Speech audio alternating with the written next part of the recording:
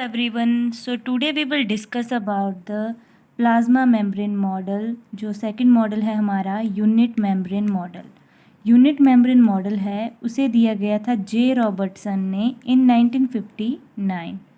तो इस तरह का दिखता है कुछ हमारा यूनिट मेम्ब्रेन मॉडल। पिछली वीडियो में हमने सैंडविच मॉडल के बारे में पढ़ा था। ये उसी की तरह है लेकिन कुछ डिफरेंसेस हैं, वो क्या हैं वो हम पढ़ेंगे। ये जो हमारे बायोलॉजिस्ट थे जे रॉबर्टसन, इन्होंने क्या किया, जो डिफरेंट डिफरेंट बायो मेम्ब्रेन्स होती हैं सेल की, उनको स्टडी किया। अब बायो मेम्ब्रेन्स क्या होती हैं, जैसे हमारी सेल की ऑर्गेनेलीज होती हैं, जैसे माइटोकॉन्ड्रिया हो गया, गोल्जाई बॉडी हो गया, हमारा एंडोप्लाज्मिक रेटिकुलम हो गया, न्यूक्लियस हो गया। इनकी जो मेम्ब्रेन्स होती हैं उन्हें हम कलेक्टिवली इन सभी को बायो मेम्ब्रेन्स कहते हैं। तो इन सभी की बायो मेम्ब्रेन्स को उन्होंने स्टडी किया और उन्होंने देखा कि ये जो सभी बायो मेम्ब्रेन्स हैं उनकी सिमिलर स्ट्रक्चर है, वो सिमिलर तरह की होती है, ट्राई लेमिनर इन नेचर होती हैं, लाइपोप्रोटीनीसियस होती हैं।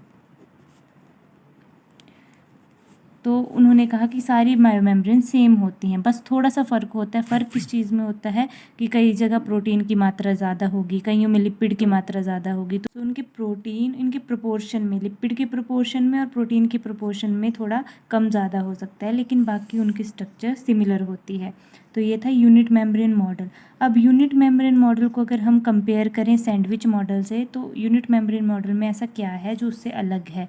तो पहले तो कि ये लाइपोप्रोटीनस है, ट्राइलेमिनर है, वो सेम है, लेकिन प्रोपोर्शन में डिफरेंट है, प्रोपोर्शन इनका डिफरेंट है, एक ये है।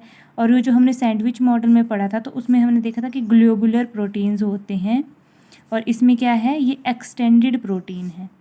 क्या कैसे प्रोटीन है इसमें, एक्सटेंडेड प्रोटीन, ये हमारे एक्सटेंडेड प्रोटीन है, और बीच में लिपिड की बाइलेयर है।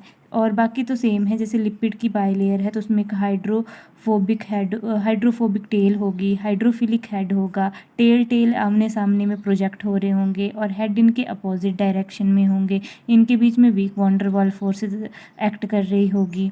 तो वो बाकी सेम है, लेकिन डिफरेंस क्या है कि इसमें एक्सटेंडेड प्रोटीन है, उसमें ग्लोबुलर प्रोटीन है। सैंडविच मॉडल में हमने देखा था कि इस तरह का मॉडल होता है, प्रोटीन की लेयर होगी और बीच में हमारी लिपिड की बाई लेयर होगी। तो वो क्या होगा, perpendicular to the surface of the earth, वैसा था। और ये जो यूनिट मेम्ब्रेन मॉडल है इस तरह का होता है, ये जैसे डायग्राम में भी है, ये है parallel to the surface of the अर्थ।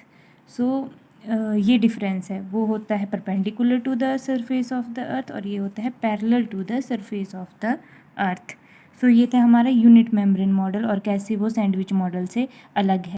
लेकिन इसके भी ड्रॉबैक्स हैं। ये मॉडल है, ये जो प्लाज्मा मेम्ब्रेन का डायनेमिक नेचर है उसको एक्सप्लेन नहीं कर पाता है, और उसकी फ़ंक्शन की स्पेसिफिसिटी क्या है, क्या क्या फंक्शन होते हैं उसको भी नहीं ढंग से बता पाता है। कैसे एक्टिव ट्रांसपोर्ट होता है मटेरियल्स का, एंजाइम्स का, मिनरल्स का, उनको भी नहीं बता पाता है। तो उसके बाद फिर उन्होंने थर्ड मॉडल दिया, फ्लूइड मोज़ेक मॉडल, जो हम नेक्स्ट लेक्चर में डिस्कस करेंगे। So if you like my video, please like, share and subscribe to my channel. Thank you so much.